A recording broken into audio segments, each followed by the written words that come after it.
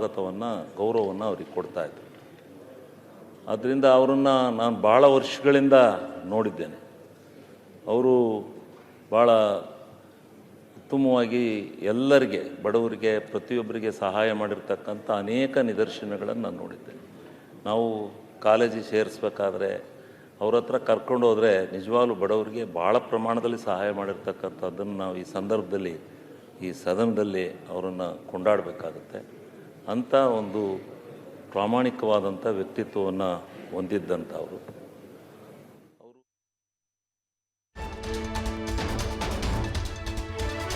High school ಗ್ರೌಂಡ್ಗೆ ಪಾರ್ಥಿವ ಶರೀರವನ್ನು shift ಮಾಡಲಾಗಿದೆ ಅನ್ನೋದ್ರ ಬಗ್ಗೆ ಮಾಹಿತಿ ಸಿಗ್ತಾ ಇದೆ. ಕೆಲವೇ ಕ್ಷಣಗಳಲ್ಲಿ ತೆರವ ವಾಹನದಲ್ಲಿ ಅಂತಿಮ ಯಾತ್ರೆ ಪ್ರಾರಂಭ ಆಗುತ್ತೆ. ಹೈಸ್ಕೂಲ್ ಗ್ರೌಂಡ್ನಲ್ಲಿ ಸಾರ್ವಜನಿಕ ದರ್ಶನಕ್ಕೆ ಅಂತ ಅವಕಾಶವನ್ನು ಕೂಡ ಕಲ್ಪಿಸಲಾಗಿದೆ.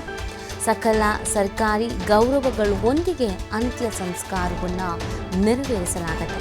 ಸಂಜೆ ಕಲ್ಲೇಶ್ವರ ಮಿಲ್ನಲ್ಲಿ ಅಂತ್ಯಕ್ರಿಯೆ ನೆರವೇರಿಸಲಾಗುತ್ತೆ. ವೀರಶೈವ ಲಿಂಗಾಯತ ಸಂಪ್ರದಾಯದಂತೆಯೇ ಅಂತ್ಯ ಸಂಸ್ಕಾರ ನೆರವೇರಲಿದೆ. ಹೈಸ್ಕೂಲ್ ಗ್ರೌಂಡ್ಗೆ ಇದೀಗ ಪಾರ್ಥಿವ ಶರೀರವನ್ನು ಶಿಫ್ಟ್ ಮಾಡ್ತಾ ಇದ್ದಾರೆ. ಕೊಡಲಿ ನಮ್ಮ ಅವರ ಕುಟುಂಬದವರಿಗೆಲ್ಲ ನಿಜವಾಗ್ಲೂ ಅವರು ಏನು ದುಃಖ ಪ್ರಾಪ್ತರಾಗಿದ್ದಾರೆ ಅವರಿಗೆ ಆ ಭಗವಂತ ಒಳ್ಳೆಯದನ್ನು ಮಾಡಲಿ ಅಂತೇಳಿ ಈ ಸಂದರ್ಭದಲ್ಲಿ ನಾನು ಪ್ರಾರ್ಥನೆಯನ್ನು ಮಾಡಿಕೊಳ್ತಾ ಈ ಸಂತಾಪ ಸೂಚನಾ ಸಭೆಯಲ್ಲಿ ಮಾತನಾಡಲಿಕ್ಕೆ ಅವಕಾಶ ಮಾಡಿಕೊಟ್ಟಿದ್ದಕ್ಕೆ ತಮಗೆ ಧನ್ಯವಾದಗಳನ್ನು ಅರ್ಪಿಸ್ತೇನೆ. ಅಪ್ಪಾಜಿ ನಾಡಗೌಡ್ರು. ಸನ್ಮಾನ್ಯ ಸಭಾಧ್ಯಕ್ಷರೇ, ಅಶೋಕ್ ತಾವು ತಂದಂಥ ಈ ಒಂದು ಸಂತಾಪ ಸೂಚನೆಗೆ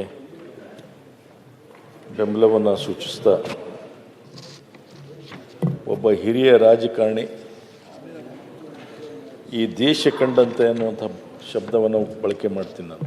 ದೇಶ ಕಂಡಂಥ ಅಶೋಕ್ ಅವರೇ, ಒಬ್ಬ ಅಪರೂಪದ ಸಂತಾಪ ನಡೀತಾ ಇದ್ದೀನಿ.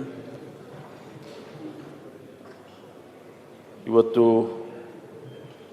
ನಮ್ಮ ಸದನದ ಸದಸ್ಯರಾದಂಥ ಶಾಮನೂರು ಶಿವಶಂಕರಪ್ಪ ಅವರು ನಮ್ಮನ್ನು ಅಗಲಿದ್ದಾರೆ. ತುಂಬಲಾರದಂಥ ಒಂದು ನಷ್ಟ ಆಗಿದೆ ಅಂದರೆ ತಪ್ಪಾಗಲಿಕ್ಕಿಲ್ಲ.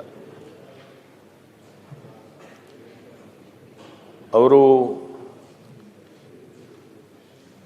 1989 ನಾನೇನು ಈ ಸದನವನ್ನು ಪ್ರವೇಶ ಮಾಡಿದೆ ಆಗಿನಿಂದ ಕೂಡ ನನಗೆ ಪರಿಚಯ ಬಂತು. ಅದಕ್ಕಿಂತ ಮುಂಚೆ ಕೂಡ ನನ್ನ ಸ್ನೇಹಿತನಿಗೇ ಅವ್ರ ಮಗಳನ್ನು ಕೊಟ್ಟು ಮದುವೆ ಆಗಿತ್ತು. RS ಪಾಟೀಲ್ರ ಮಗ ರಾಜೇಂದ್ರ ಪಾಟೀಲ್, ಆ ಮದುವೆಯಲ್ಲಿ ಅವ್ರ ಪರಿಚಯ ಆಗಿತ್ತು. ಆ ವ್ಯಕ್ತಿ ಹೇಗಿದ್ರು ಅಂದರೆ ದೊಡ್ಡವರು ಸಣ್ಣವರು ಅನ್ನೋಂಥ ಭಾವನೆನೇ ಇರಲಿಲ್ಲ ಅವ್ರಿಗೆ.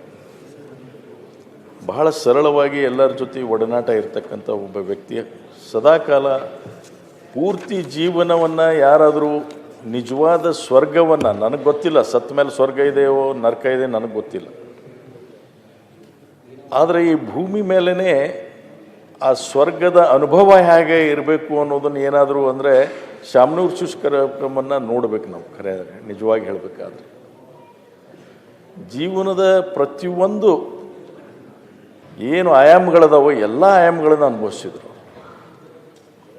ಮತ್ತು ಅವರ ಜೀವನ ಯಾವುದೇ ವ್ಯಕ್ತಿ ಸಾಯೋಕ್ಕಿಂತ ಪೂರ್ವದಲ್ಲಿ ಸ್ವರ್ಗ ಯಾವುದಪ್ಪ ಅಂದರೆ ತನ್ನ ಮನೆತನದ, ತನ್ನ ಮಕ್ಕಳು ಮೊಮ್ಮಕ್ಕಳು ಎಲ್ಲ ನಗ್ನಗ್ತಾ ಇದ್ದು ಕೊನೆ ಗಳಿಗೆಯಲ್ಲಿ ಅವರು ಸೇವೆ ಮಾಡ್ತಕ್ಕಂಥ ಭಾಗ್ಯ ಏನು ಸಿಗುತ್ತಲ್ಲ ಅದೇ ನಿಜವಾದ ಸ್ವರ್ಗ ಅಂತ ನಾವು ತಿಳ್ಕೊಬೇಕು. ಅಪಾರವಾದಂಥ ಒಂದು ಎಂಪೈರನ್ನು ಎಸ್ಟಾಬ್ಲಿಷ್ ಮಾಡಿದರು. ಒಂದು ಸಣ್ಣ ಹಳ್ಳಿಯಿಂದ ಬಿಜಾಪುರದಿಂದ ಅವ್ರ ಕುಟುಂಬ ಹೋದಂಥದ್ದು ಅಂತ ಅವರೇ ಹೇಳ್ತಿದ್ರು. ಅವರು ಕಷ್ಟಪಟ್ಟು ಇದೊಂದು ಎಂಪೈರ್ನ ಸೃಷ್ಟಿ ಮಾಡಿದರು. ಇದನ್ನು ನಾವೆಲ್ಲರೂ ನೋಡಬೇಕಾದಂಥದ್ದು.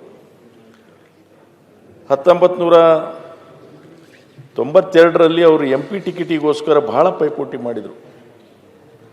92ರಲ್ಲಿ ಸಿಕ್ಕಿದ್ರೆ ಅವ್ರು ಅವಾಗೇ MP ಆಗ್ತಿದ್ರು ಏನೋ ಗೊತ್ತಿಲ್ಲ. ತದನಂತರ 94ರಲ್ಲಿ ಅವರು ಶಾಸಕರಾದರು. ಅದಾದ ನಂತರ ಮತ್ತೆ ಸೋತರು, ಆಮೇಲೆ MP ಆದರು. ಇದನ್ನು ಮಂತ್ರಿ ಆದರು. ಮತ್ತು ಎಲ್ಲ ರಾಜಕೀಯ ನಾಯಕರ ಜೊತೆ ದೇವರಾಜ ಅರಸುಲಿಂದ ಹಿಡ್ಕೊಂಡು, ಬೊಮ್ಮಾಯಿಯವರಿಂದ ಹಿಡ್ಕೊಂಡು, ವೀರೇಂದ್ರ ಪಾಟೀಲಿಂದ ಹಿಡ್ಕೊಂಡು ದೇವೇಗೌಡರಿಂದ ಹಿಡ್ಕೊಂಡು ಯಾರೇ ನಾಯಕರು, ಇಂದಿರಾ ಗಾಂಧಿಯವರಿಂದ ಹಿಡ್ಕೊಂಡು ಎಲ್ಲ ನಾಯಕರು ಕೂಡ ಅವರನ್ನು ಗುರುತಿಸುವಂಥ ಒಂದು ಕೆಲಸ ಆಯಿತು. ಅಂದರೆ ಒಬ್ಬ ಸಾಮಾನ್ಯ ವ್ಯಕ್ತಿಯಾಗಿ ಇಷ್ಟೊಂದು ಎತ್ತರ ಮಟ್ಟಕ್ಕೆ ಬೆಳೆದಂಥ ಶಾಮನೂರು ಶಿವಶಂಕರಪ್ಪ ಅವರು ನಮ್ಮ ಎಲ್ಲರಿಗೂ ಕೂಡ ಮಾದರಿ ಅನ್ನುವಂಥದ್ದನ್ನು ನಾವು ಅರ್ಥ ಮಾಡ್ಕೋಬೇಕು. ಅವ್ರ ಸಾಧನೆ ಏನಿದೆ ಅಲ್ಲ, ಅಸಾಧ್ಯ ಅನ್ನುವಂಥ ಶಬ್ದನೇ ಇರಲಿಲ್ಲ ಅವರು. ಒಂದು ಸಂದರ್ಭದಲ್ಲಿ ನೆನಪು ಮಾಡಿಕೊಡ್ತೇನೆ, ನಾನು ಅವ್ರಿಗೆ ಒಂದು ಮೆಡಿಕಲ್ ಸೀಟ್ ಕೇಳಕ್ಕೆ ಹೋಗಿದ್ದೆ. 5 ಲಕ್ಷ ರೂಪಾಯಿ ಕನ್ಸೆಷನ್ ಕೊಡಿ ಅಂತ ಕೇಳಕ್ಕೆ ಹೋಗಿದ್ದೆ. ನೀನು 5 ಲಕ್ಷ ರೂಪಾಯಿ ನಿನಗೆ ಹತ್ತಿದೆ ಅಲ್ಲೋ, ನಿಂದ್ರು ಇಲ್ಲೇ ಕೂತ್ಕೋ ಒಂದು ನಿಮಿಷ, 100 ಕೋಟಿ ವ್ಯವಹಾರ ಮುಗಿಸ್ತೀನಿ ಅಂತಂದರು. ಅದನ್ನು ಮುಗಿಸಿ ಬಂದು ಕೆಲಸ ಆಯ್ತು